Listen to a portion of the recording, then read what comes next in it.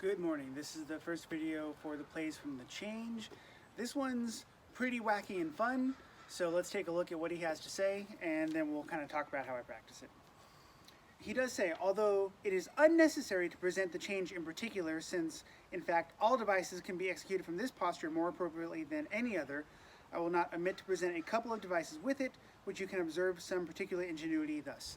So he's saying from the change, it's easy to do all the plays because we're essentially rising out. So here's what he has to say. If you find an opponent in straight parrying or in the long point, as described before, then slash through with the short edge from the right change strongly upward once, twice. The third time, however, slash through under his sword and step to him with your right foot and strike in powerfully and hide his left ear with the flat or the short edge, as shown by the small scene on the left in image F. Thus you force him to go upward rapidly. As soon as he does this, then release your left hand from the pommel and let your blade snap around in one hand from below against his right and plant the point on his chest. Meanwhile, grab your pommel again, as shown by the small figure on the right in image F. Jab at him thus with reversed hand. At once release your pommel again, let your sword go around your head and cut long after him, recovering your pommel. You shall use the same technique against those who are inclined to run in. So this is a weird play. So the upward slashing we have seen before. We're going to start with our left foot and we're in the right change. We're going to slash up once, twice, 3 times. We've seen this upward slashing pattern before. What is different is when we do the third one, we're going to step, allowing the sword to continue. We're going to either strike to their left ear with the flat or the back edge. Either one is fine. So the first part, 1, 2, 3, hit, flat or back edge. We've seen this before. Here's where it gets weird. After we've done the third, we're going to let go with our pommel hand as our sword comes around, and then we grab it again.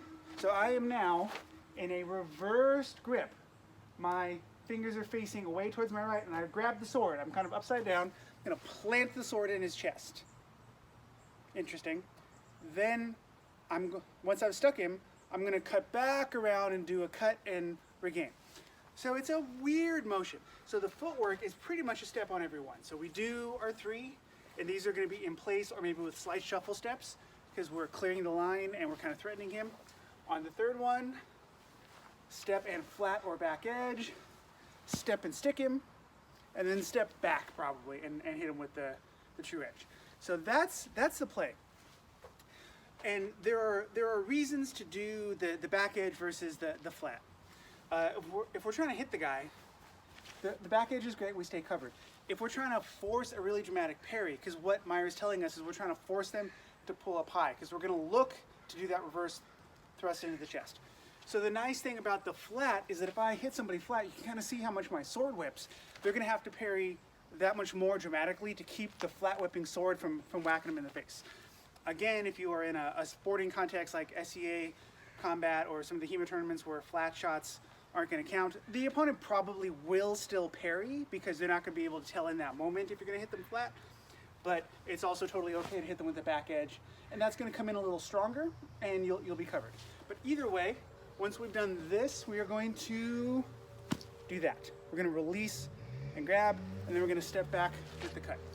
So when I practice this on the Pel, I kind of played with it a bit. What I find is that I usually just do the 1 upward slash. So I will do a single upward slash. I will throw the back edge without contact and let it roll right into the thrust. That's how I tend to practice it, and then step back. So you can certainly do the 3 slashes, 2, 3, and let the third one come and stick them. I do find myself when I'm practicing this as a flow drill, which is how I tend to practice it on the Pel, I tend to just single upward slash back to the point and then hit, and maybe cut back around again. So that's how I practice it. It's an interesting play. It's a nice way if you're here and you're trying to get the point underneath. This is a nice way to do it in a cramped space. Certainly it's going to help your dexterity and your kind of body control, because if I try to do this kind of point targeting with just my hands, it's going to flop all over the place. So I really have to be driving this with my body so that I can really stick this well. If I'm just doing it with the hand, it flops all over. So definitely play with that. And then come back around. Okay, so that's the play. I find personally when I'm doing the cut to the air that the back edge, I find a little bit easier to flow and control into the point. I find that when I'm trying to do this flat and come back, at least with the fetter, because it's so floppy, I find that my point's kind of wobbly back and forth. It's a little bit easier to stick it on the pellet. So when I'm practicing against a target I want to stab, I find that the back edge cut gives me a little bit better point control because my edge is in line and my fetter flaps. This is also one of the Siggies, which I love. It's my favorite fetter to spar with, but it has a lot more flex to it. If you're using a stiffer blade, the flat versus edge issue with the point wobbling might not be a thing. So play with both, see what you like. Cut back around, get a good flow going with it. So that's the first change play. The next one is pretty short, and those are the only two we have. So just to give you the mental shorthand, bring it all back together. 1, 2, third slash to a back edge, reverse grip, stick them, step back, normal cut, and then again maybe we cut away and come back.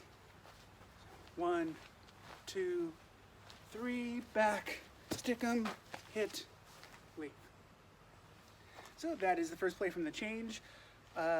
There's a really lovely video from one of the HEMA groups in Australia. I'm going to link to them because it's just great. And I hope that this is helpful and fun for you. And if you have any questions, let me know. Otherwise, we'll look at the second play next week.